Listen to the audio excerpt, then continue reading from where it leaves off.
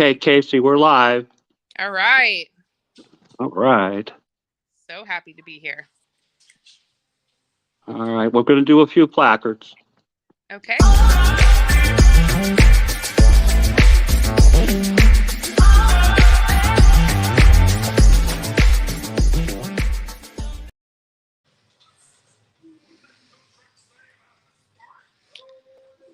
Got the timer on. Woo!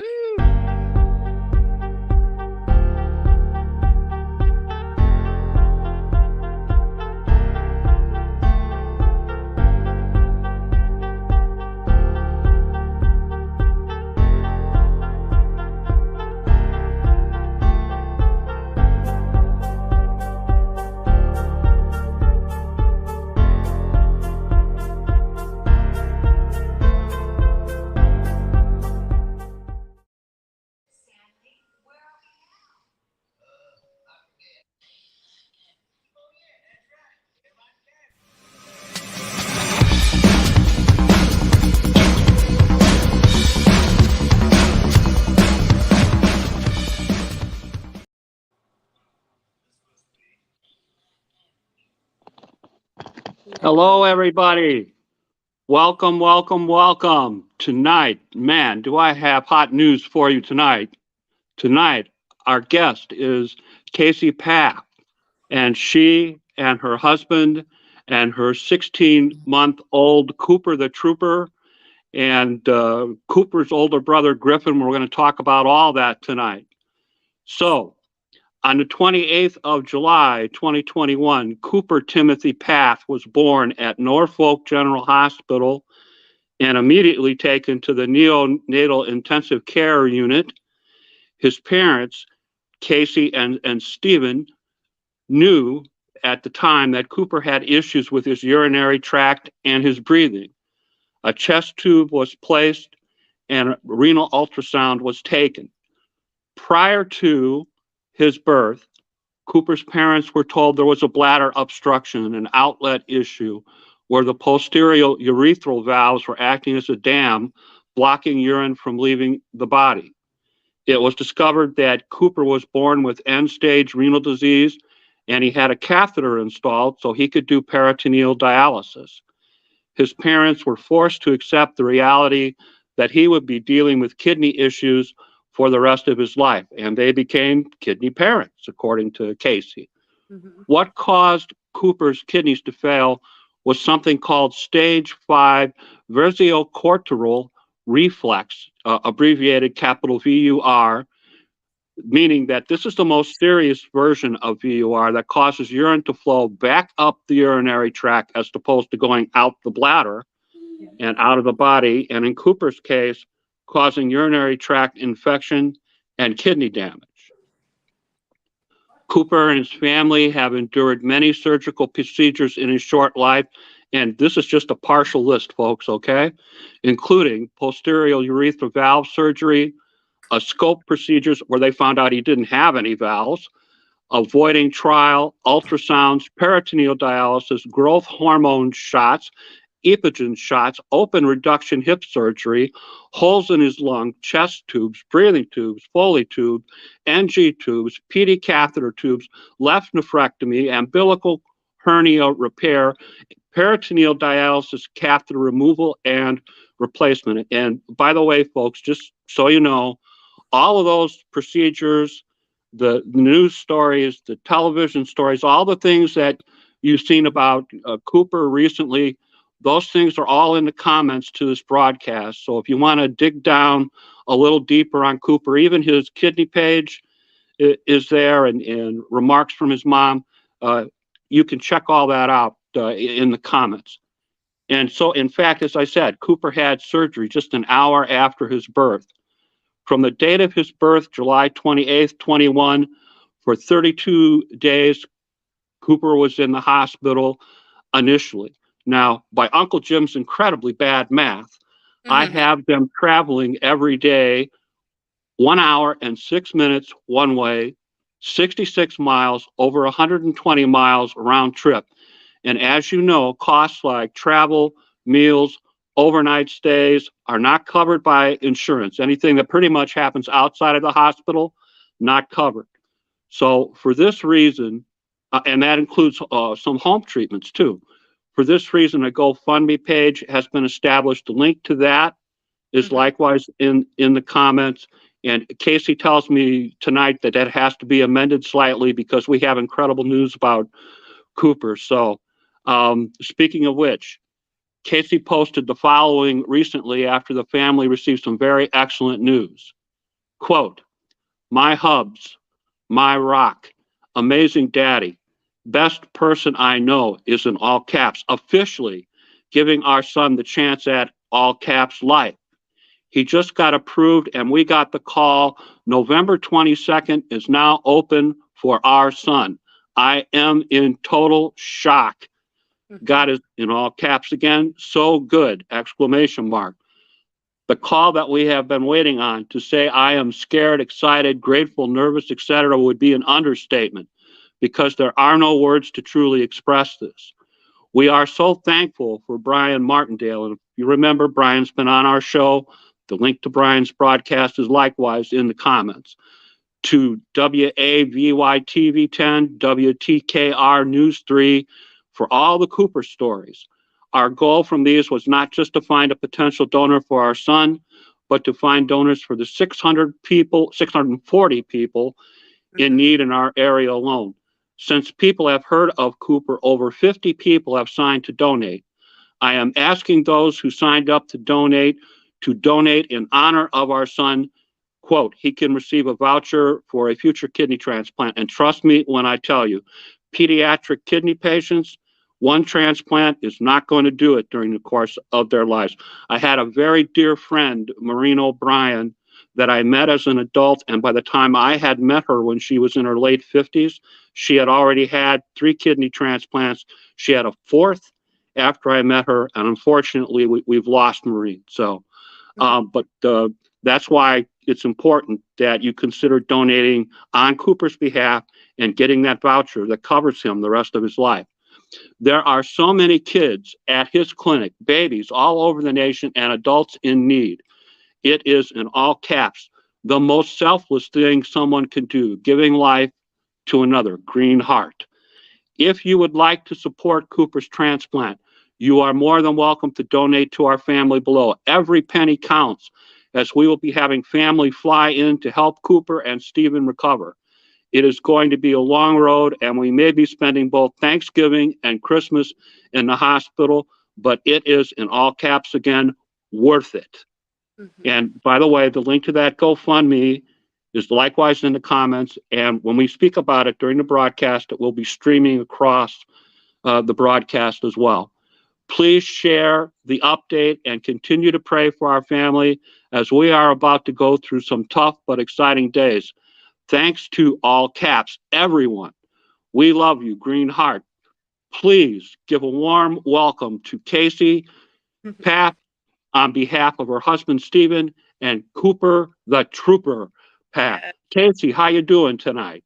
I am doing amazing. Thank you so much for having me. I Oh, I'm appreciate it. glad you're here. Glad you're here. Did I halfway state everything correctly in the introduction? Yes, you did. It was a beautiful introduction, very informative. I mean, like you said, we've gone through quite a lot in the first 16 months of Cooper's life. And, we are just looking forward to this next chapter that he'll have, come later this month. So we're very, very excited. Don't blame you. Please, please tell us a little bit about how and where you grew up, your education, and your employment history. Yeah, so I am from a small town called Gulf Breeze, Florida. It is near Pensacola. Most people tend to know where that is. I lived there for quite some time. I mean, till I graduated with my dual bachelor's degrees from University of West Florida. And then I started dating my now husband. We moved, he is in the Air Force. And so we moved to Scott Air Force Base in Illinois. And I worked different jobs there. I mean, I did, some nannying and spa management. I used to work for a baseball team as well. But my most recent job that I had left when I started having kids was mortgage loan processing. And we ended up, luckily, after Illinois, back in Florida, had our first son, Griffin, that you mentioned earlier. And then we ended up getting stationed up here in Virginia. We're in the Hampton Roads area. And now I'm just, I say just, I mean, it's a big job. I am a stay-at-home mom, and now I'm a medical mom. And I am thankful to be able to be home because there are constant appointments. There's constant things that come up. It's just, it's not something I planned, but it's something that I am trying to make into a good thing and kind of break that stipulation of medical moms. It's a bad thing to be in, a bad club to be in. I mean, yeah, no one wants to be in it, but you can have good come from your child's medical situation. Okay. You mentioned you have two children. One child is Griffin. Mm-hmm.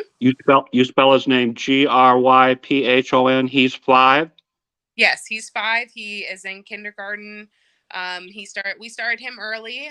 Fortunately, up here in Virginia, you can start your children as long as they turn 5 before the 30th of September. And he fell in that bracket and was very ready to start. And he absolutely loved school. And Cooper is 16 months. Mm-hmm. He's 16 months. He just hit 16 months. He just started walking. One of the interviews that we actually had last week, he took his first steps on the interview itself, which was mind-boggling. And now he is pretty much walking, which is amazing considering the fact he actually hasn't had his open hip reduction yet. He needs one. But he's moving and grooving as if everything's kosher. So he is just relentless. He has, made things happen that we didn't think were going to happen, but he is all over the place now. Okay. When did you discover that you were pregnant with Cooper? So Cooper, I actually knew right away because unlike with my son Griffin, I was not very sick. It was like I would say picture perfect pregnancy with my first son. And so with this second one, I was like, oh my goodness, I don't feel good. Took a test. I was only 3 or 4 weeks along. And we had our first ultrasound when he was, I think 7.5, 8, almost 8 weeks, and, got our projected due date, which was July 21st, and just very excited. Because I tended to be more on the sicker side during the pregnancy, I was like, maybe I'm having a girl, like I wasn't sick with the boy, maybe it's a girl. And we did a beautiful gender reveal in January. I want to say he was about 12 weeks old, and we found out we were having another boy. Of course, I knew in my heart, I felt like I was going to be a boy mom, and here we are. And we love it. We absolutely love it. But I was about 3 or 4 weeks along when I found out. Okay. When were you first made aware that Cooper had issues with his health, and what were the nature of these issues? Well, I was originally only told that I shouldn't say only, I was told many things because they were a little confused as to what they were seeing on the ultrasound during 20 weeks. He was in not a good position for that anatomy scan. It's transverse, so he was seeing sideways. It made it a little bit more difficult to see things, but mind you, I'm going to these appointments and still in Virginia. I couldn't have my spouse with me. And so I found out a lot of this information alone, which I think made it maybe more difficult. But we were told so many different things initially: possible spina bifida, possible Down syndrome because of his nuchal fold. And then they saw his enlarged bladder, and because of his positioning, they weren't getting good heart readings and pictures like they wanted. So it kind of scared me because they're like, well, we need you to come back. And I was like, is that normal? And they tried to comfort me, but, hearing your son has an enlarged bladder, it could be for a number of reasons, and they weren't sure yet. So they wanted to do an echo and get more in depth. And I went back when he was 22 weeks. We got all the heart scans. Everything looked pretty good. His heart was just a smidge enlarged at the time because he was retaining fluid. So when you're retaining fluid, it starts pushing up things. Your lungs can't drop properly. Your heart sometimes can be bigger. But they were pretty sure. They told me they were 99% sure they would be 100% when he was out of the womb that he had posterior urethral valves. And it can happen. 1 in 5,000 boys can get that. And we were almost certain that there was the blockage because there was a telltale sign. It's called the keyhole sign. And the way that it looks, the shape, it indicates that there's a blockage of some sort. And we also found out his ureters were enlarged at that ultrasound, and they were, I think at that point, they were 8 to 10 times the normal size. So they had deemed them called megaureters or hydroureters. And then I also did hear the word hydrophreноsis, which is, fluid in your kidneys. And it was only stage 1. And they said, you know what? There are lots of pregnancies that do have some hydrophreноsis that resolves itself. So I don't want you to be too alarmed. And I was like, okay. Never heard about that again, mind you. So that was, I think, like why the kidney issue and the final, finding out what he had and the final diagnosis was so hard to swallow, is because we weren't really told the word kidney other than that 22-week appointment. I had many, many ultrasounds. That was, I would say, maybe a pro of this situation because I got to see my baby a lot. I had lots of stress tests, make sure he was moving, there was enough fluid, his heart was working, all the things leading up to that final induction day. I think it was about I was almost 36 weeks when we had a fluid check and they could not find any fluid. They told me I might be induced that day, and I got scared. And I just didn't understand what was going on. They said they would let me go another day or two, check it, and if it was the same, he was coming. And he ended up somehow, I think it was God. I mean, I know it was God. He had doubled his fluid. He got to stay in for a couple more days, and then we planned his induction for June 28th, and he came that day. Okay. Let's talk a little bit about the day that Cooper was born. The date is correct, July 28th, 2021. Yes. And he was born at Norfolk General Hospital. Mm-hmm. Is that correct? Yes, sir. And he was taken almost immediately to the neonatal intensive care unit. Yes, I held him for literally a millisecond right when he came out. They took him, weighed him, did all the normal stuff. They tried to pass him back to me, and he turned blue. And obviously, I'm like, take him, help him. I didn't understand what was going on. So they took him, they rushed him, and I didn't know he was going into surgery until after he was out. I didn't realize he had already had surgery. It was a whirlwind that first hour. I got to the room, we called the NICU. Hey, can we come see him?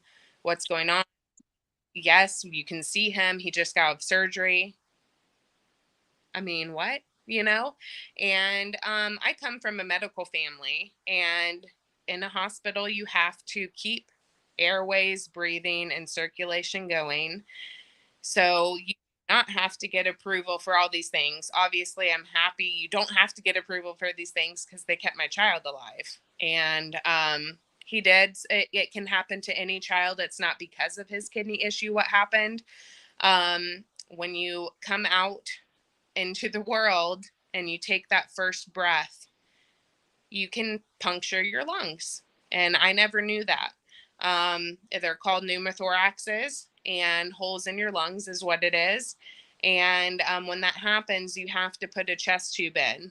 And so because he had chest tubes in, let alone that he was in the NICU in, an isolate, we couldn't hold him, which anyone watching this that has had a child in the NICU, generally you cannot hold the child because they're too small, they're too this, too that.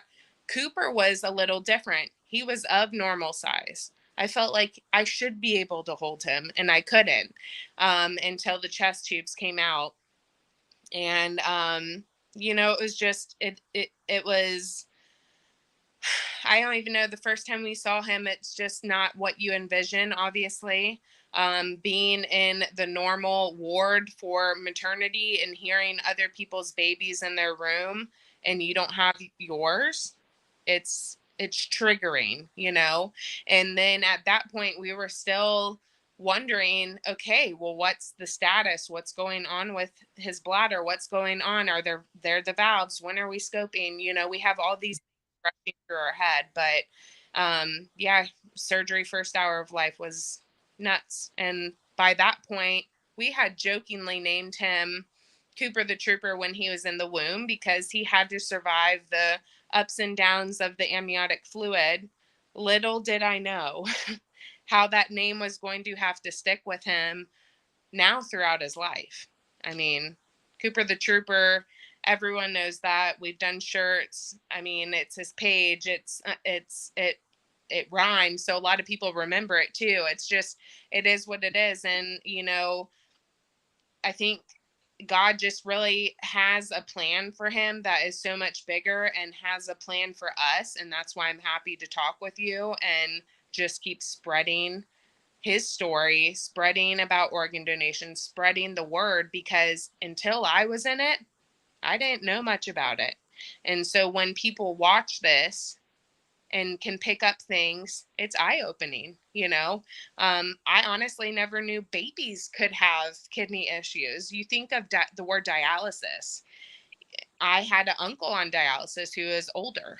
I just think of older people on dialysis, not all ages, newborn on up to elderly, And so it was just like, I think you're probably going to ask me, I mean, it was he was 3 days old or maybe 2 days old, 3 days old when we met the nephrologist who was tracking his labs.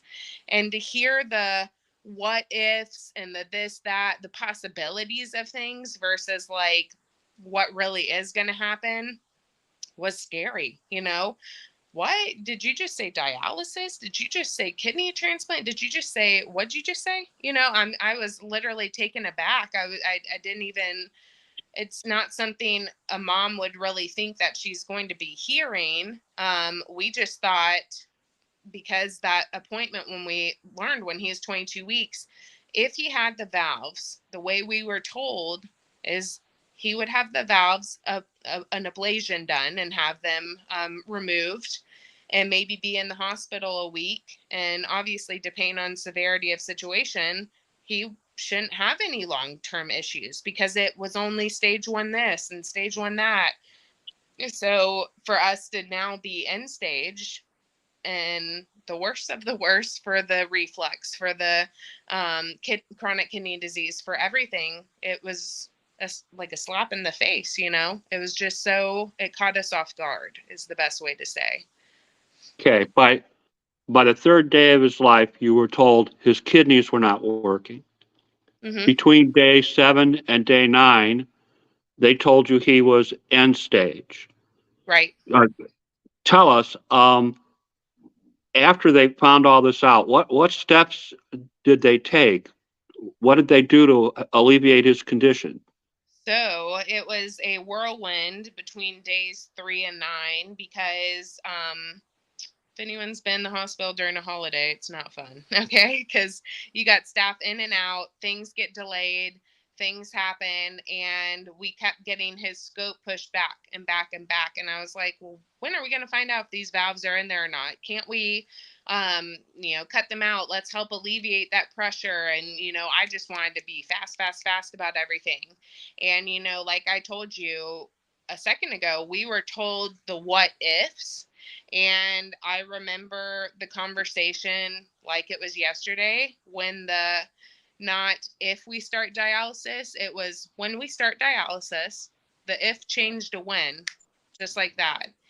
We were tracking his labs, his creatinine kept climbing. It plateaued. We got excited thinking it was going to come back down. No, it didn't. And that's how that and your blood urea nitrogen, your bun, those ratios, that's how you determine how much function you have. And they were watching those so closely, and then they realized, oh gosh, he has under 10% function. I mean, barely 10% function.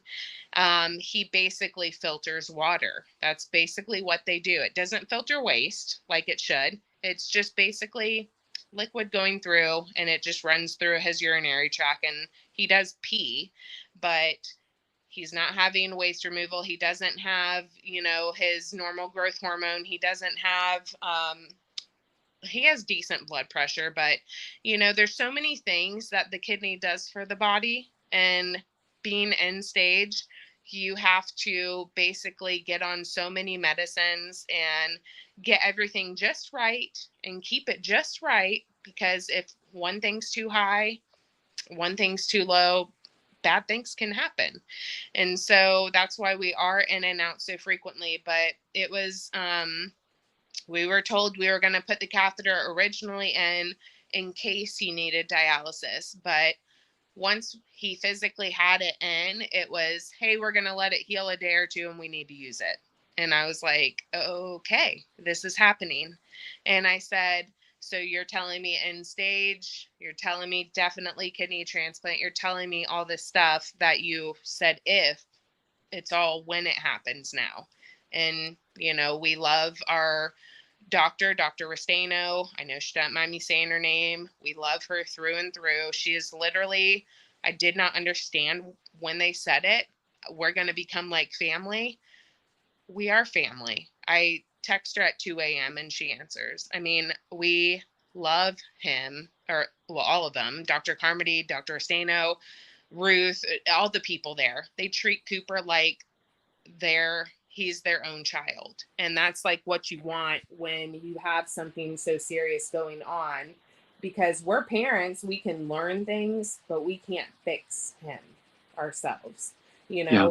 I think that was probably the hardest thing, is all those drives home, because we did have another child. So we would tag out at the NICU so we could come see Griffin. Those drives back and forth to the hospital were hard, because you're mourning what you thought it was going to be.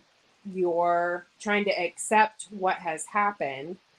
And I can't tell you how many conversations I had with, God, myself, or with our pastor at the church, to try and understand this and why it happened to our son. And so, it was very early on in his life that he had to get that surgery done. They did not find the valves when they put that PD catheter in. So at that point, we were literally mind boggled. What caused this? And I'll tell you in a little bit, maybe when we talk about another surgery, what we finally found and how long it took to find that obstruction. Okay. It's my understanding that between 7 and 9 days of age, Cooper had a peritoneal catheter placed. Do I have the timing right? Yes, sir. All right. And you mentioned, first of all, why did you choose peritoneal dialysis over in-center hemodialysis, for example, or home hemo? It's many reasons why. They figured his sizing, first off, because he was not as small as some of these babies are that need hemo. It's called Aquadex. There's another type of dialysis that's hemo related that you can do. Really depends on how big your body is, what you think they can withhold. And then obviously the major perk of peritoneal is being able to do it in home.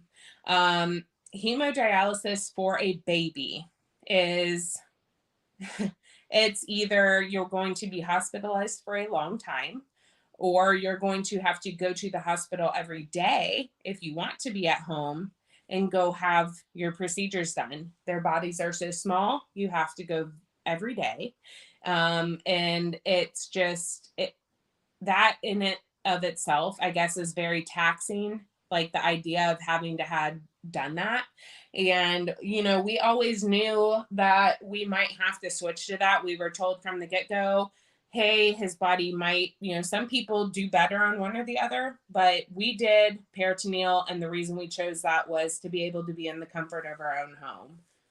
And it is a little bit, I should say, maybe less invasive.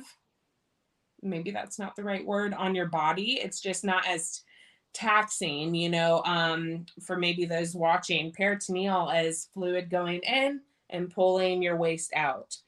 Hemodialysis, it's cycling your blood, and you're having to, it's a very intense looking machine compared to, think of like a computer printer for a peritoneal. A hemodialysis, that bad boy is like, I mean, it's like a refrigerator, it's like a little mini fridge. It's huge. And I think when we first found out our son was going to be on dialysis, because I hadn't seen these machines, I'd only seen a hemo machine before. I'm envisioning that at our house. And I'm just like, how is this going to work? I just didn't understand it.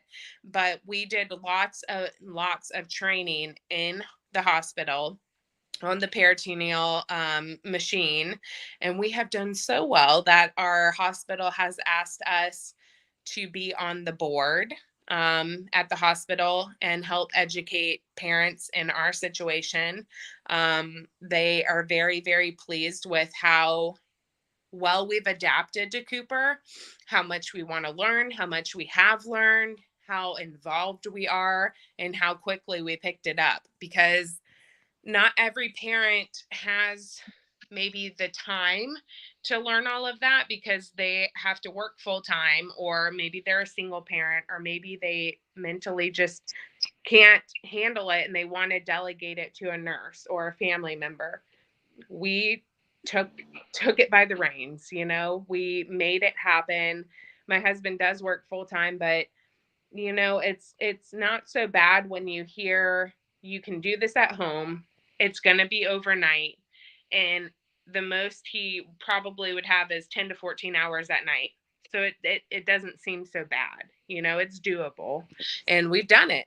And I did a call with a friend the other night, and she's like, are you counting down the days? Yes, I am. I am counting down the days until he gets this transplant and I don't have to set this machine up, because setting it up every night, you have to be sterile.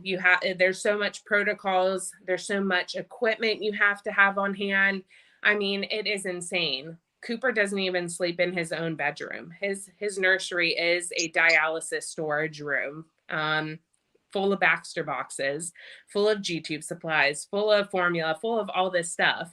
He has to have so much specialized equipment, being a renal patient, that we just figured, let's let our 5-year-old sleep and we'll put Cooper in our room in the dialysis, because that bad boy does alarm at night. Whether he's more active now, he is 16 months old, so he's all over the place in the crib. If you pinch the line, ding, ding, ding, it's all throughout. Yes. So, it's very sensitive and we are very sleep deprived. So that's another reason we're counting down the days. It's like, I'm just ready to be able to hold him cord free at night. I'm ready to not just hear the machine beep throughout the night. I'm ready to not have to do all these orders of medical supplies constantly. I mean, we're talking And I can't even imagine how many boxes an adult needs, okay? Because my child needs quite a bit of boxes. And you think the bigger the person, the more the fluid you have to have on hand. This could literally probably for an adult fill a whole bedroom, you know? I mean, it already fills a third of a bedroom for a baby. So, you know, kidney disease is no joke. Okay, let's talk about some of the discussions that you've had with your medical people. Mm-hmm. Have they discussed with you the possible number of transplants that Cooper might have to have over the course of his life? Yes, we've talked about the good, the bad, and the ugly. So, obviously, anyone going into a transplant, the worst case scenario is something goes wrong initially, right? You can reject 1 hour into surgery, you can reject 1 year, 10 years, 20 years, whatever. You can reject at any time, you know? And so we've already had that talk about rejection. And then you have to think, he's baby. Okay. Well, if one kidney allegedly works for, I don't know, 10 to 20 years, well, then you do the math. A normal person will just say lives 80 years. That's four minimum that he'll need.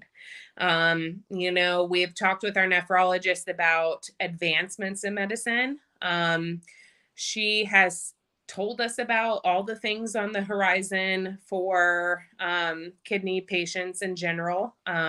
She's been in the field, gosh, I don't know. I don't want to age her on here in case she watches, but she's been in the field for quite some time.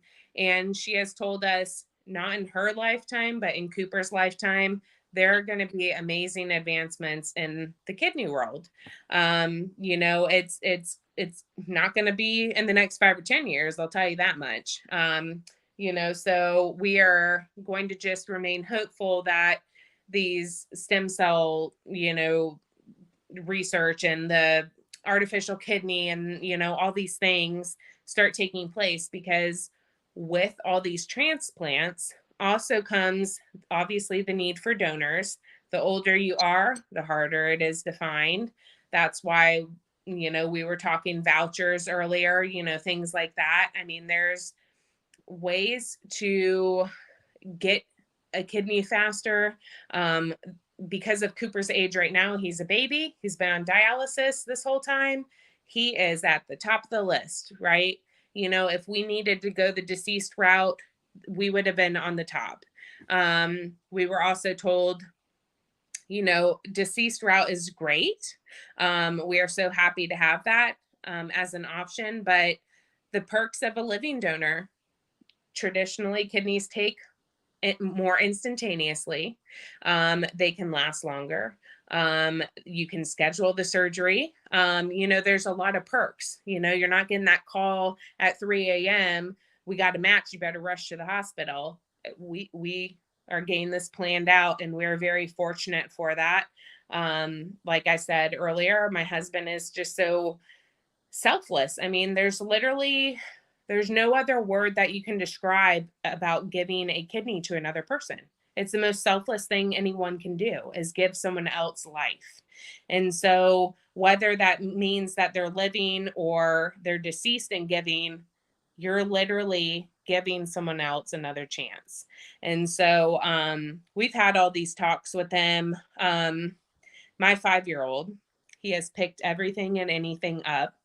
We are all flu vaxxed. Cooper had to get COVID vaxxed for his transplant.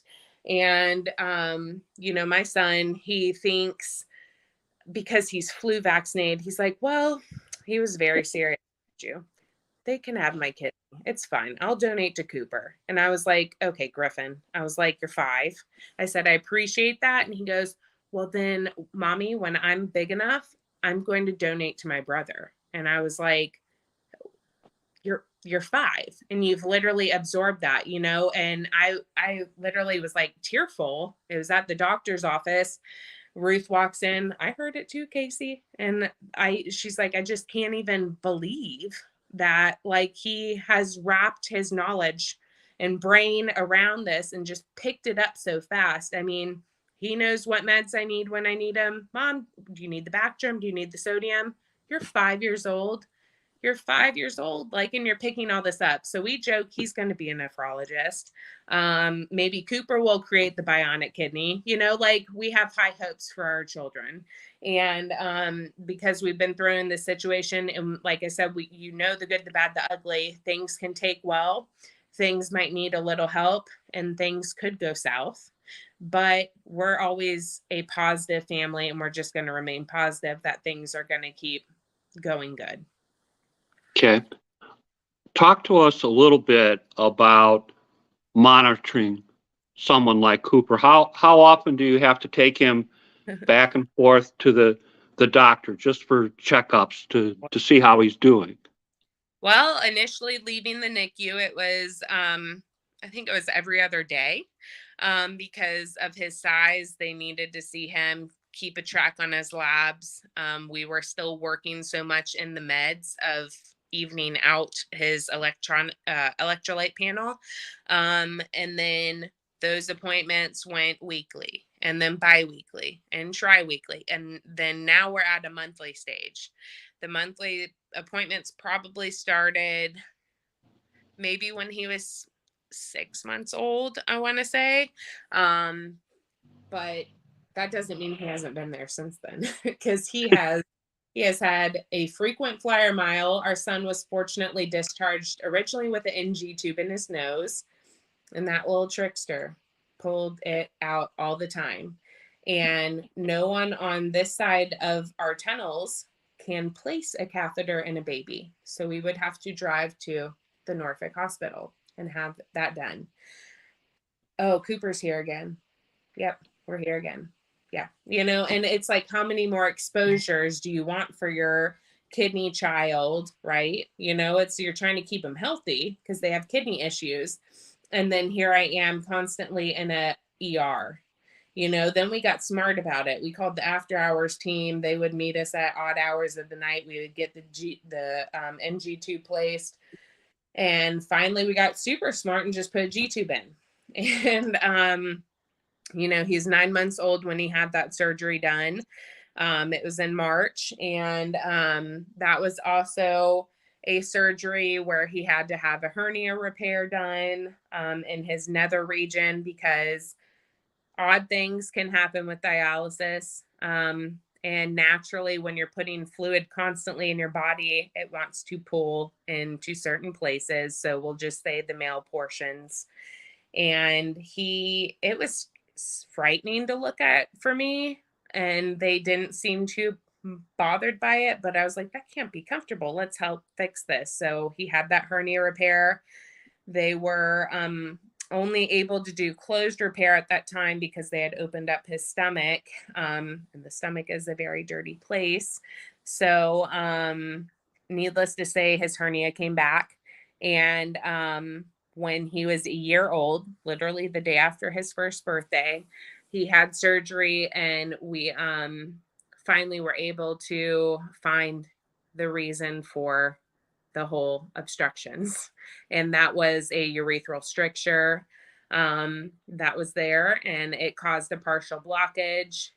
They were able to do an ablation. They were able to do an open hernia repair and fix that hernia finally for good. And you know, he's had other surgeries and hospitalizations since then, because when you have a child that is already on the edge of being immune suppressed, let alone he will be immune suppressed for the rest of his life, when you get something like a cold that maybe lasts someone 3 to 5 days, for a kidney kid, that can last like 2 to 3 to 4 weeks for just a cold. And we were hospitalized also from a unbeknownst stomach bug that got in our house. You know, happens every year around this area in the spring. 2 to 3 days for a normal person. Our son had, we'll just say, bowel issues. Because, you know, I don't want to get too graphic. Bowel issues for a month. Ooh. And with a kidney kid and us wanting to move towards transplant, you want them to gain weight. You want them to gain the nutrients. You want their electrolytes to not, you can't have them too dehydrated. I mean, we had to be hospitalized for quite some time when he had that because his potassium was too low. And, you know, when we have these, you asked how frequent we're there just for like normal appointments. Sometimes our normal appointments turn into a hospitalization. And that's because they're taking labs at these monthly appointments. Oh, his potassium's critically high. Okay. Okay. Yeah, we're going to admit you right now. Okay. Okay. You know, and it's the running joke in our family, Kasey, you need to just act like you're always pregnant. Throw that hospital bag up in your truck and maybe you won't need it, right? If you're prepared and you're packed, you won't need it. I did do that recently and we did not have to stay. I was very excited. I was so sure we were getting admitted. We didn't have to. They said we could safely monitor from home. And so I'm always going to keep a bag in the car now. But yeah, he's had lots of hospitalizations, lots of different kinds of surgeries, lots of unexpected things come up.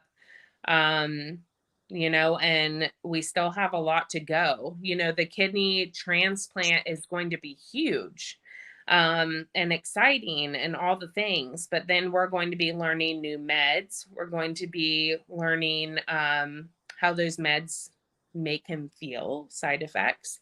We're going to be learning how we're going to continue physical therapy. He does physical therapy a lot for that hip, and we still have another hip. We have a hip surgery, you know, and we were told that has to happen 6 months after his kidney transplant. It can't happen any sooner.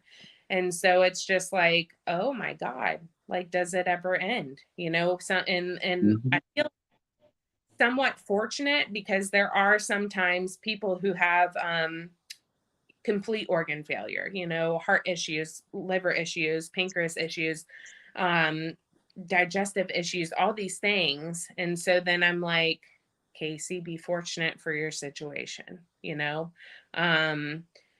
It's just, it is what it is. I mean, it's the cards we were dealt. And I'm telling you now, our always has a smile on his face. So God knew what he was doing when he gave him to us because he is smiling through everything, literally everything. If you see photographs of Cooper, or you see photographs with his older brother or with his mother and father, that's one thing that I noticed about every photograph I've ever seen of him, and I must have about 50 of them that I downloaded. Big grin on that child's face. That is a happy boy. Yep. That is a happy boy. Talk to us a little bit about medications. Not only then, but what he's currently taking. And you mentioned something backstage about a struggle today. Tell us a little bit about all that. It's a constant balance. He has been on meds since he was born. I mean, having to have just even something simple like balancing his sodium. I mean, you don't realize how much all these electrolytes play into your body and your normal stuff. You know, we think, oh, I'll just take a vitamin for that or whatever, you know, as an adult. Well, with the child, you really need to keep them in a line. And when you also don't have functioning kidneys that can filter out that excess that you don't need, or, you know, all the waste that sometimes your body's creating, it throws things even more into whack. So, I mean, he has constantly been on, I would say at least probably like 6 different kinds of meds for sure since he's been born. And those are given multiple times throughout the day. And those have changed over the months. Sometimes it's more, sometimes it's, I don't want to say less, because I feel like we always have at least 5 or 6. But he also, aside from medicines, most of them he gets pushed through his G tube, because with renal patients, a lot of them have oral aversions when they're babies. We are very fortunate that Cooper takes stuff by mouth, but a lot of these meds don't taste good. And so you want to associate foods, yummy, meds we'll just put in the G tube. And he's a trooper. He handles it like a champ when we're pushing all these meds, but they're not all G tube meds. We also have injections. He has been on growth hormone injections since December 27th, 2001 or 2021. I remember it like it was yesterday. I was like, oh my god, we're like doing this to our own child. It feels weird to inject your own child. And he's also on epogen, which is for his hemoglobin balance. Another fun thing your kidneys do for you is aid in your red blood cell formation. And we have to do those, and those have varied. It used to be twice a week, then we went to bi-weekly, then we went to weekly. That switches a lot as well.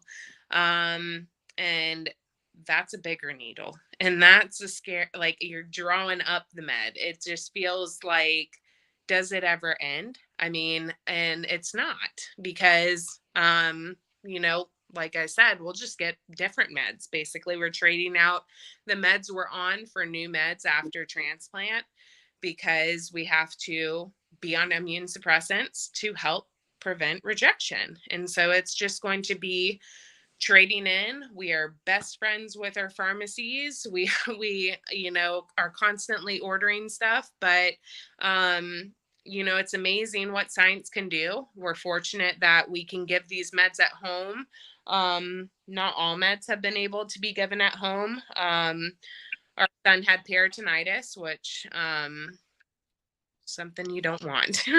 It is brutal. Our son had, and we've been told, the worst kind. It's called Pseudomonas, and it can literally morph to the antibiotics you're trying to give it. So you have to find which one works. And majority of the time, it is an IV antibiotic. So you have to stay in hospital and be on it for 7 days minimum before you can go home. And Cooper has had also a UTI that he was hospitalized for over a week. Most people at home can get over a UTI with a little amoxicillin or something, something at home. Our son had Pseudomonas again, UTI, and had to have IV antibiotics again for a week. So he has had to have 2 hospitalizations merely because of the need of the medicine he needs. And he, in turn, from the peritonitis, the first one I mentioned, peritonitis, you can nix it out, but it has a 60 to 70% chance of coming back in your body if you do not remove the PD catheter. We had to remove his peritoneal catheter.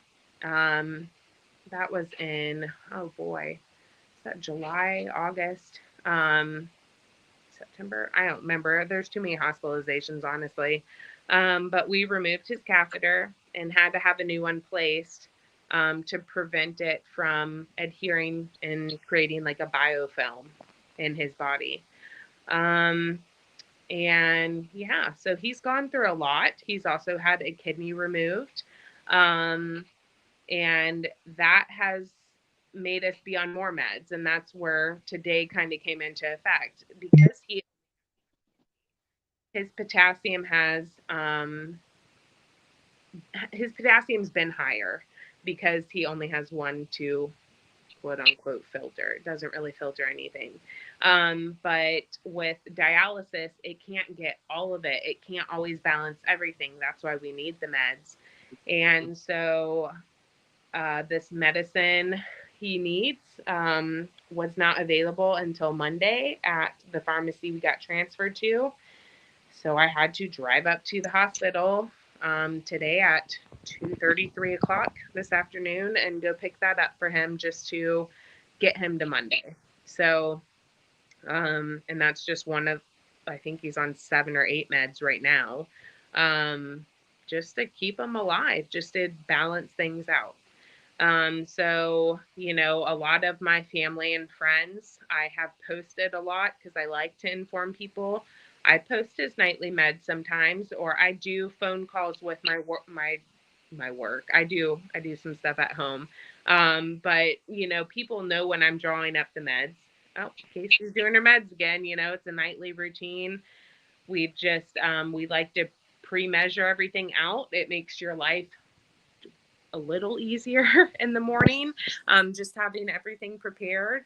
And we've just learned tricks and, things that work for our family to help us with the situation we've been dealt. Okay. Wow.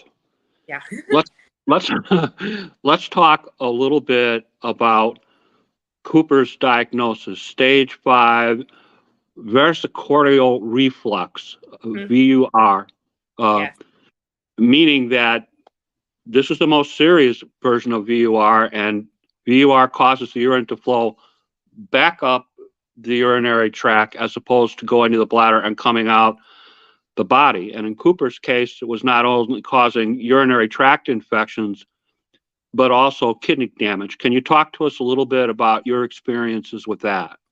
Yeah. So we were, like I said, originally told he was only stage 1, but when he was out of utero, and here, it was the worst. It was stage 5. And we knew it was stage 5 because of the severity of damage the kidneys had um, been dealt with, I guess, or given. I mean, they did not have the chance to form tissue properly because they were full of fluid. They were echogenic, just meaning basically it doesn't have enough tissue. There's poor function. When you're looking at an ultrasound and seeing or hearing the word echogenic, it's not a good thing. We have learned that through and through. But the reflux was also so bad. Like I mentioned the word hydroureter earlier. When Cooper was born, well, at 22 weeks, they were 8 times the normal size. When he was born, Mhm. they were 37 times the normal size. 37. We had a little hiccup in the NICU where a resident had mentioned to us that they thought he had some what they call it, like a fissure, or they thought he had some kind of something, a situation. And I was like, what are you talking about? I was like, no, he doesn't. And it's because his ureters were so big they thought it was colon on the ultrasounds and the radiology that they had seen. The radiologist thought his ureter was colon because it was so big. And for people watching that might not know how big a ureter should be, the way we were originally told was think of a pen that you write with, think of the tip of the pen. That's normal. Okay. And think of holding a pen. That's where Cooper's was at one point. And then think of like a Sharpie. Okay. Like Cooper's was like thick, very thick. And for that little body to go through that, it's no wonder his kidneys were so small, so echogenic, so depleted of any kind of tissue forming or any kind of function, really. The reason he's had them removed, some people leave the native kidney, some people don't. A baby is naturally small and every little inch of space matters. But he'll have his other one removed during transplant this month. But the reason for that is because of the reflux. You do not want your new kidney that you received to start refluxing and having damage and stuff of that nature. So, we're removing the bad ureters, we're making space for the good kidney. We're going to, his bladder through all the different like urodynamics and VCUGs and things that we've had done. His bladder's in decent function. And I think that is like a miracle in and of itself. His transplant urologist stated to us, like, the thing that Cooper had, the urethral stricture, And the fact that he lived through that, made it here, survived the womb with the lower amniotic fluid. He's literally already a miracle child. And then the fact that he has a bladder that is somehow functioning. I have prayed so many times to God, okay, if we need a transplant, if we need this, if we need that, I understand. Can you just let my child pee on his own? Something, it's like you breathe on his own with the chest tubes, pee on his own with all these kidney issues. You just want the basics of life for your child. So, I know many parents, that's all you want. Is it a boy? Is it a girl? I don't care as long as it's a healthy baby. That's what a lot of people say. And, we said that from the get go, as long as it's a healthy baby. Okay, well, if he has to have issues, I was like, God, can you just let him pee on his own? And right now he is. And we're fortunate. And that could change in the future. He could need to be capped for life. And we know that. But we're going to take it as a win for now. Okay. You mentioned Cooper's had multiple hospitalizations. If you had to estimate how many times he's been in the hospital since he's been born, 16 months, right? Yeah. Over the course of 16 months, how many times would you say that Cooper the Trooper's been hospitalized? Best guess. I joke because I know all the rooms pretty much on the floor. I know which showers have good pressure. I know which ones have blinds. I know the rooms through and through. Oh, Cooper's back. All the nurses know him. We've been there. I think my husband, we've been there 7 out of the 10 months. Like, we've had a hospitalization this year.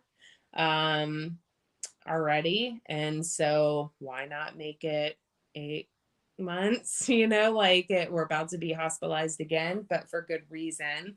But we've been there off and on this whole year, let alone how many times we had to visit post NICU. And it's not even just nephrology. I've had urology appointments. I've had to meet physical therapists. I've had to go back to NICU follow-up appointments. The list is never ending. We've had audiology when you're on not amoxicillin, but when you're on antibiotics long-term, what is for his UTI prevention, you can have damage with hearing. Fortunately enough, he does not. We are very, very happy he does not have any kind of hearing issues, but I've also had to see ophthalmology and, have his eyes checked, just different things. I've had so many appointments. I've seen basically anyone and everyone. So yeah, we know that hospital through and through. And I feel like if we're not at the hospital, then we're just lucky because, that's where we do spend majority of our time. Okay. I wanted to talk to you about a couple of specific challenges that you and your husband have faced with Cooper the Trooper. You mentioned the feeding tube. Tell us a little bit about that specifically. What is that all about? So the feeding tube, first 9 months was an NG tube. And that was a little difficult. We are fortunate Cooper takes bottles by mouth. And we're very fortunate that our hospital was able to give him donor milk for the first 14 months of it. Well, not first 14 months, because I had tried to breastfeed and it just wasn't working. But it's a complicated thing because there's gravity feeds, there's a actual food pump machine, there's different kind of hookups when it's in the nose versus in the belly, like in the G tube. It's very tasking because we're trying to get him to gain weight. So he does have a night feed. He has usually one, it's not completely overnight, but dependent upon when he was in the hospital a lot, sometimes it had to be because you can't have too much pressure or you need to give the stomach a break. It's been kind of a wave learning the G tube and having dealt with that NG tube for so long. But we do have to keep a lot of supplies on hand when he does receive an adult kidney. We will be using his food pump a lot for overnight water feeds. So basically just giving him water overnight, because you got to keep that new kidney nice and hydrated. It's an adult sized kidney, so you have to hydrate as if he was an adult. And to think a baby might, if you're lucky, drink a cup of water a day. You're talking, you need, usually most of my mom friends have told me their children need, 60 ounces or more of water a day. And to think about that, it's like, oh my God, that's a lot. And so that's why you have to utilize the food pump and things of that nature overnight. So almost I would say every single, actually, 100% of kids who have kidney issues pretty much have G tubes. It's not for life necessarily. It is a lot for medicine, or until they can start taking that volume of water by mouth and things like that. But yeah, it's not fun, but we have been fortunate that Cooper takes a lot by mouth, so we don't have to utilize it probably as much as a lot of my other friends do right now. And a lot of people think that transplants fix a lot of issues, and sometimes they can create more. Just in the mere fact of, most people, if you have a working organ, start feeling hungry again, start wanting to eat or drink or whatever. And that's like a natural part of the process, but that's not always true. I have a friend, I don't know if she'll watch this, but she still has to G tube her daughter every day, has to drive up to her school, and she is 2 or 3 years post transplant. Her daughter just doesn't take anything by mouth. She never did, and she still doesn't. And I understand things could be worse in our situation, and I'm happy that I'm happy with the cards that we've been dealt. But yeah, we used to have to bring the pump around with us when he was younger to keep him fed. But it's getting a little bit less frequent, and we utilize it more at nighttime right now. So it's not as bad as it could be. Okay. You mentioned that you're friends with, or you've associated with some other kidney moms. Is that a fair statement? Yes, I have many, many, many kidney mom friends, dad friends, and everything in between, because when I got the diagnosis, I immersed myself into a bunch of Facebook groups, both adults who have gone through transplant, just so I know kind of what to not forward to, but like look for, I should say, in Cooper's life. Like, I just want to know what it looks like on all levels. So I joined Parents of Kidney Kids and, transplants before and after, dialysis groups, all the things, so I could learn all the things because I wanted to fully immerse myself. That is why I do know a lot about the good, the bad, the ugly. I do know people who have had immediate rejection. I do know people who have had their kidney 30, 40 years. So I've seen the good and the bad. And to know that it can be so good for him is what we tend to focus on. But I have met lots of families who are post-transplant, kind of around Cooper's age. Honestly, we are all in the same boat, and that's why I wanted to do these interviews. And I have been hooking him up with Brian, because Brian is so special. And we want to get these children transplants and find their donors, because not all parents can donate. That's another thing. Not everyone has the option to be able to donate. So some people really do rely on others. But yeah, I've immersed myself in lots of groups and met lots of families, and I have lots of friends now through it.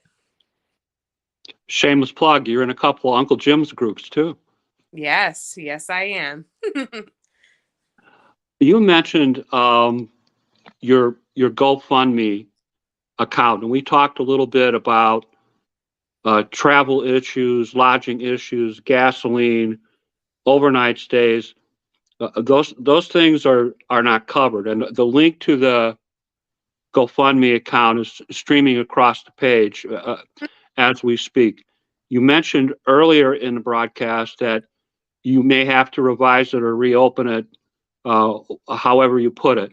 Can you explain to us what kind of anticipated future costs that you're concerned about? Oh gosh. I had a very long conversation with CODA, which is the Children's Organ Transplant Association. They cover everything. They're nonprofit. They're amazing. We originally started the GoFundMe. It was because we did not know who Cooper's donor was going to be. And when you go through the transplant process, the actual medical side of you being in the hospital is covered, but the means to get there, the means to do the testing prior, because you're going to have to kind of relocate basically for, a full month if you're going to be a donor, because you have recovery time, you have preparation time prior to transplant, food, lodging, all the things. It's not covered, and you're going to be missing work. So we wanted to originally try and raise funds just out of the kindness of our hearts and be able to donate, knowing these costs that someone was going to assume. And my husband ended up being his match. And now we are looking to transfer over our GoFundMe to CODA. And CODA will basically man his funds. We will be submitting receipts for all those things, for the driving to and from the hospital, the tolls that we have to pay going there. If there's parking, if the lodging, the food, the flying relatives and caregivers, for both my husband, my 5-year-old who's going to be in school during all this, and Cooper. And so it's a lot of things, transplant time, but CODA actually will keep that money in the account for his life. And he's going to be on immune suppressants. He's going to be on this stuff. He's going to have doctor's appointments and follow-ups, and maybe if his kidney fails and he has to go back on dialysis until a new transplant, like there's so many ifs, ands, or buts that could happen in Cooper's lifetime. And to be able to have these funds to rely on, because insurance likes to just pass. We have 2 insurances right now. They like to go back and forth with each other, over all this money, and immune suppressants are expensive, and, medications for life, let alone whatever the future holds for him. It's going to cost money. It costs money to be sick, just as it costs money just to be normal. But it really hits when you don't have insurance covering stuff initially, and you have co-pays and you have all these things that pop up. So to have funds and to be able to have something to lean on in times of need, because kidney patients can't wait for things. Like I said earlier, I had to go get that medicine because he can't be without. So to have the funds and the means to be able to get what he needs when he needs it, because his life depends on it, that's what we're going to do with these. Okay. It's shameless plug time, Kasey. Mm-hmm.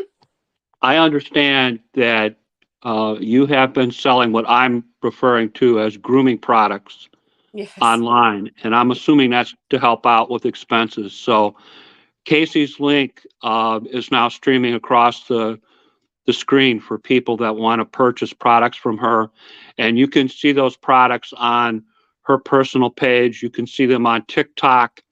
I've seen them on Facebook on the streams. So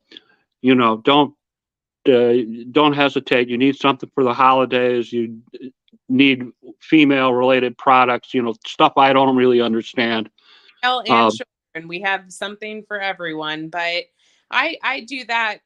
It is a way to create extra funds. I really do like having fun with it, and I do like using clean products on my family, especially with everything going on in the world, let alone with my son. So knowing that I'm using stuff that is good and good for your body is why I do it. And in turn, I have a beautiful community of people behind us that have been doing meal trains and sending flowers and coffee cards and toys to Cooper. I mean, all the things. Anytime I'm in the hospital, the people that I work with through this company, they have my back as well. So it's just been a beautiful thing all around doing that. Okay. If people want to keep up with what's going on with Cooper, I noticed that he has what I would refer to as a kidney page, Kidney for Cooper.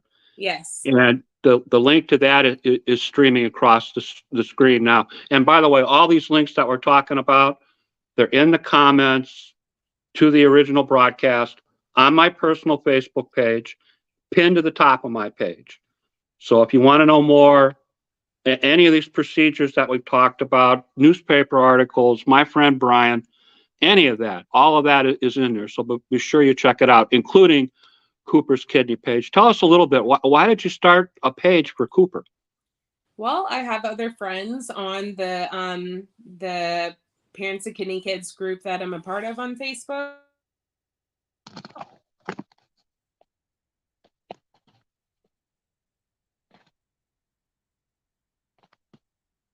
Uh-oh.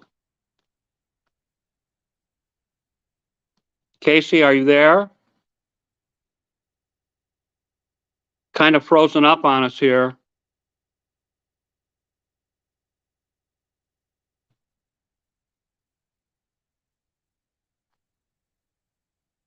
Kasey, you may have to log out and log back in again. Can you hear me?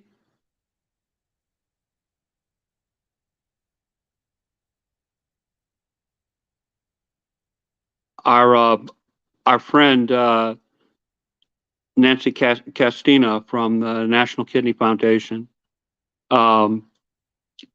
is posting links and graphics. So, additional information for you from the NKF. And we're glad that Nancy has attended the broadcast tonight and is sharing with us. So, and as I said, Cooper the Trooper does have a kidney page on Facebook. You could probably just punch in Cooper the Kidney Trooper and you can locate it.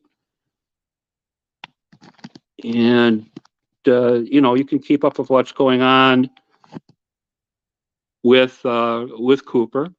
Nancy is reminding me now the Living Donor Protection Act was passed in Virginia this past year. Congratulations on that. We're still working on that in Indiana. My friend Curtis Warfield from Indianapolis and myself were both members of the Kidney Advocacy Committee, and we're working very hard to try and get that passed here in Indiana. As a matter of fact, we have a meeting with Matthew. He's the one that runs the advocates for the National Kidney Foundation. I think it's Monday or Tuesday of next week. I'm kind of like Kasey that way.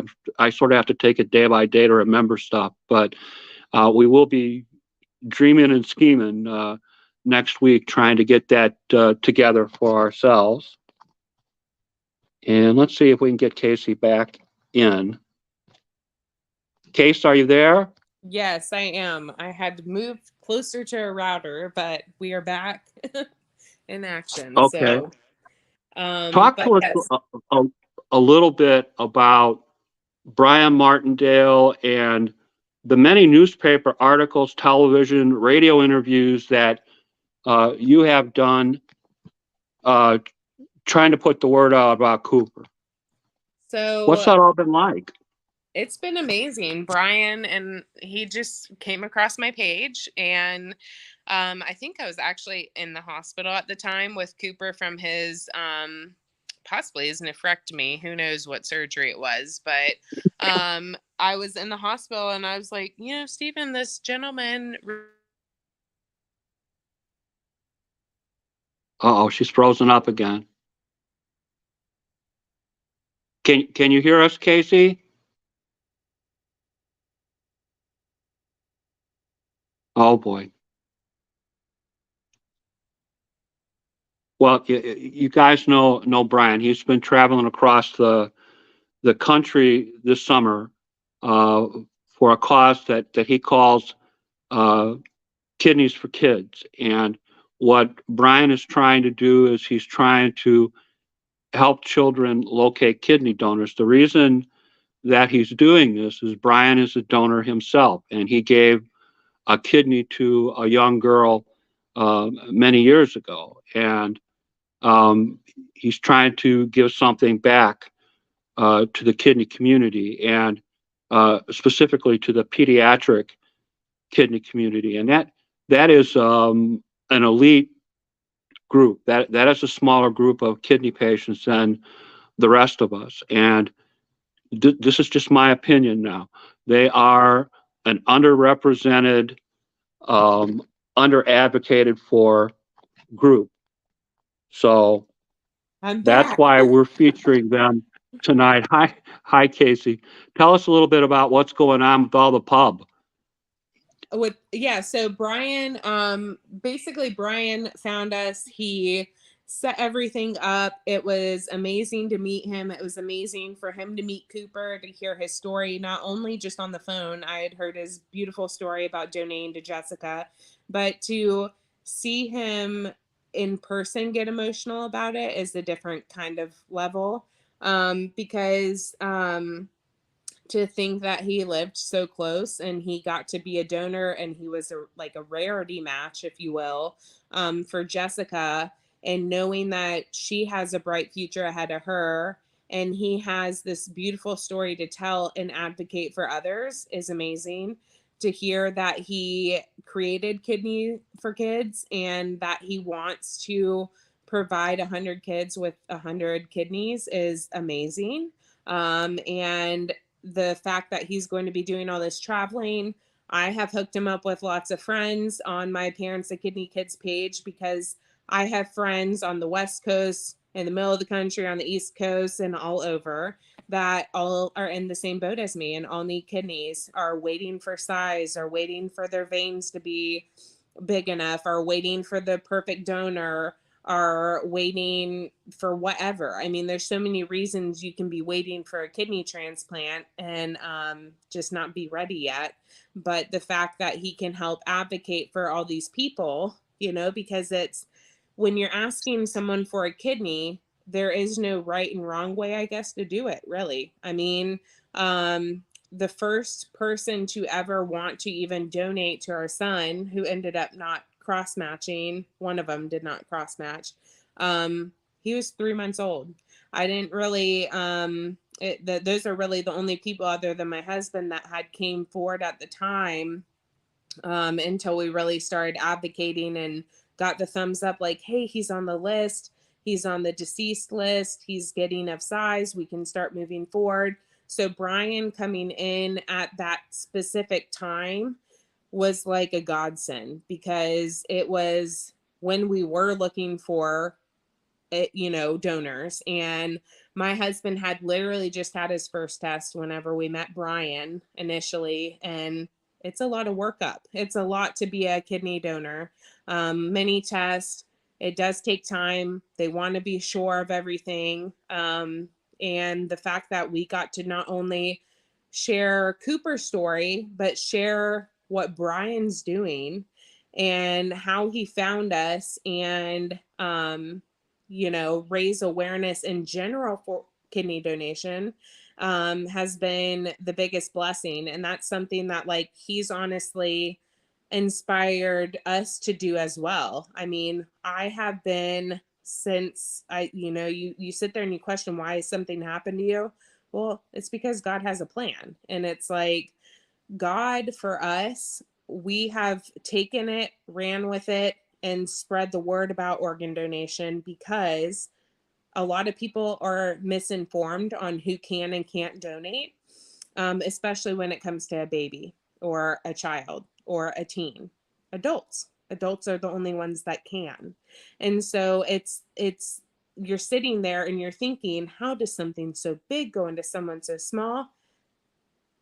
Science, medical. That's what they do. That's their specialty.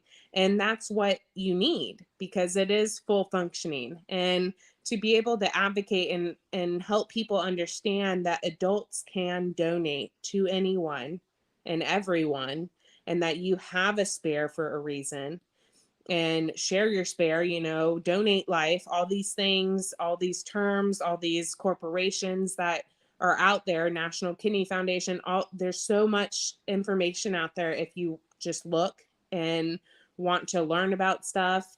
And I did tell Brian the story.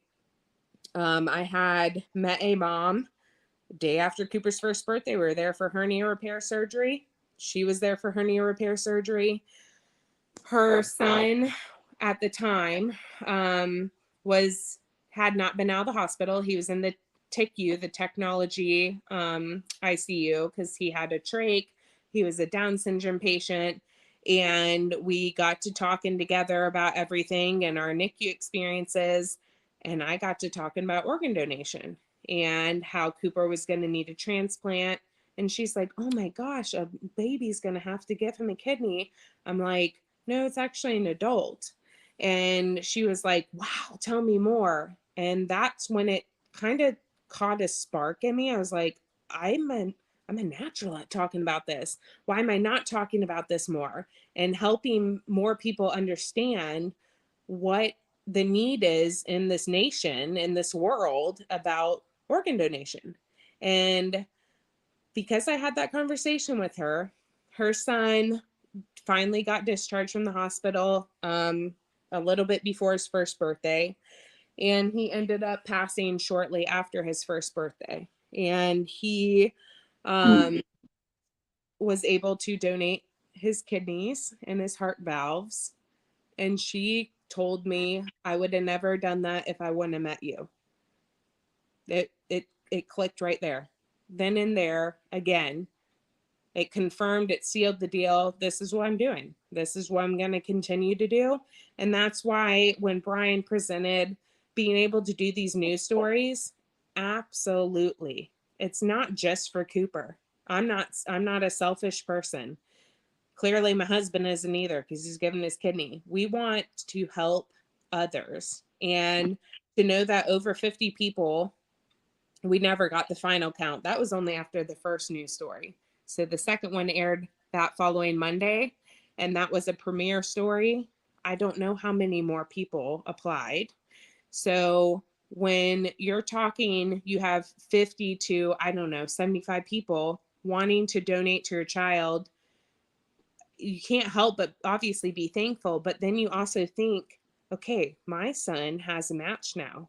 How many other people will this help, right? And we have still had people message us that they are going to move forward in donating to someone else. We have other kids in our clinic. We have, we know other adults and teens and all kinds of people in our area that need kidneys. And the fact that some of these people, yeah, they heard Cooper's story and they jumped, right? But the fact that they still want to donate, that's a win all around. That's what we wanted, so the fact that we can save and help save other people's lives, just like Brian wants to do, it's just like hand in hand that we met him. It's not by coincidence. It was by destiny. I mean, like, it's just, you meet people along the way, so. Okay. Just so people understand, there are approximately 50 people that you mentioned to me that have signed up to donate to Cooper, and they can donate to someone else Yes. on Cooper's behalf. Yes. Cooper will then get a voucher, and I'm assuming this is from the National Kidney Registry. Yes, it is. It would be the NKR, and it would Oh, not expire. something like that. So that if in the future, and we know that he's going to need multiple transplants in the Right. future, he'll have a voucher that moves him to the top of the list. The next match that comes up, Cooper gets his transplant. Right. Are those fair statements, Kasey? Yes, they are. Yeah. And that's what we talked to our transplant coordinator about, just to confirm it, you know, because it's basically called a paired donation. And the thing about it is, and maybe I just want to reiterate, anyone, any blood type can donate, right? And just because Cooper's A positive doesn't mean B positive can't sign up for Cooper. B positive can donate in honor of Cooper to someone who needs, and Cooper can get a voucher, and another life is saved. You're saving 2 lives by giving your 1 kidney. I mean, it's literally, it's not rocket science. Do it, because you're saving other people. You're doing the most selfless thing, and then you're also helping someone else in need. So, you know, if you're not a match for someone, or for whoever you're wanting to donate to, you're a match for someone else, and you can get someone else a voucher. That's not just going for my son. That's any person. Any person can get a voucher, and the vouchers don't expire. That's the beautiful thing of them. So say Cooper's kidney lasts 40 years. Well, guess what? He has a voucher for when he needs it. Say it lasts 1 year. He has a voucher for when he needs it. And that is an accurate statement, what you said. Yes. So. Okay.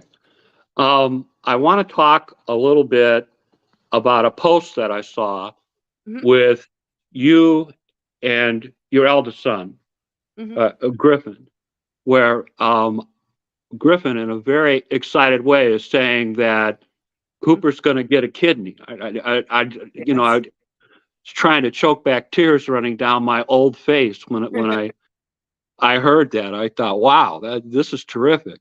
So just so everybody knows, Cooper's father is a match for Cooper. Cooper's at a certain size now where he can accept an adult kidney from his dad. And this transplant is scheduled currently for November 22nd. Do I have all that right? Yes. We were fortunate enough to get moved up to November 22nd. A little fun fact, Cooper's middle name, like you mentioned earlier, is Timothy.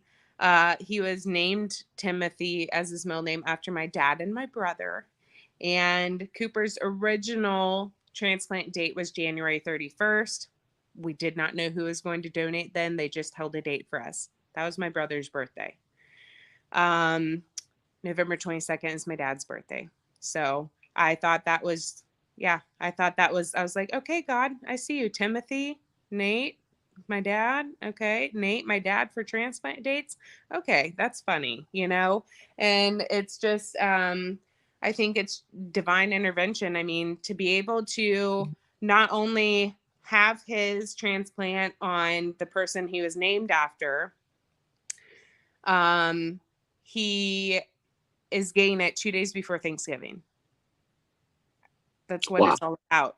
I mean, that's literally what it's about, is being thankful for life, gratitude, love, family, all the things, and life itself. And so Cooper is going to have his kidney done. I already have like a little thankful banner. We are so excited, like, just to be there for the holiday. And that might sound weird to most, but to be able to get a life-saving transplant during one of the most thankful times of the year is amazing. So we're very, very excited that that date opened up.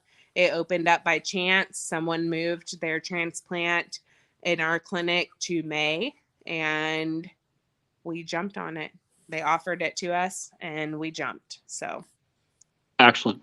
My friend Kent Bressler, who runs Kidney Solutions, runs support groups, and one of those groups, primarily a kidney group, They meet on Mondays, and he has asked me to extend to you an invitation, maybe after the transplant, when things calm down, December, January, February, to come on and talk to our support group. Would you have a problem with that? No, I'd love that. That would be very nice to be able to talk to you guys. Great. Great. Well, one of our main people at Kidney Solutions is a lady named Shannon, and Shannon has a daughter that was a teenager when she was transplanted, had kidney issues. So there'll be a lot to talk about. So thank you so much for accepting the invitation. We've gone way over time, and I thank you for your time. In closing, is there any final statement that you wish to make? Is there anything you wish to say to our audience tonight about your experiences, how Cooper's changed your life, or other pediatric kidney patients? Some personal statement that you would like to make to our audience about what's going on with your life and what's going on with Cooper?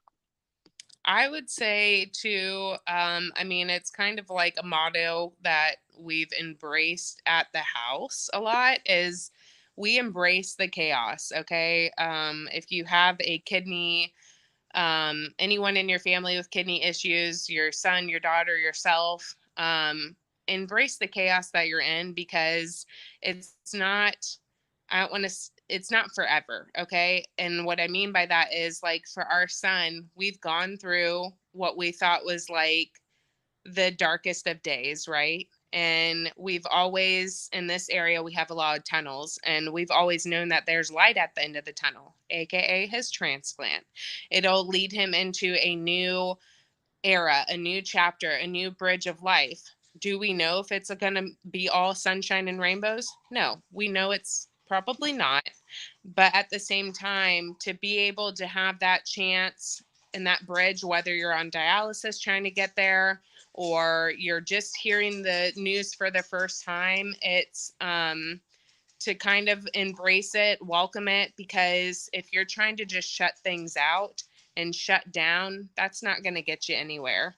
It's almost easier said than done, because I was in the darkest of days when he was first born, and to where I am now of accepting everything and moving forward and diving deep and learning about anything and everything. Don't be scared. Ask questions. Find a group. Find someone you can talk to in the same boat who understands what you're going through, because until you've been in it yourself with your family or your son, or your daughter or whoever, you don't fully get it.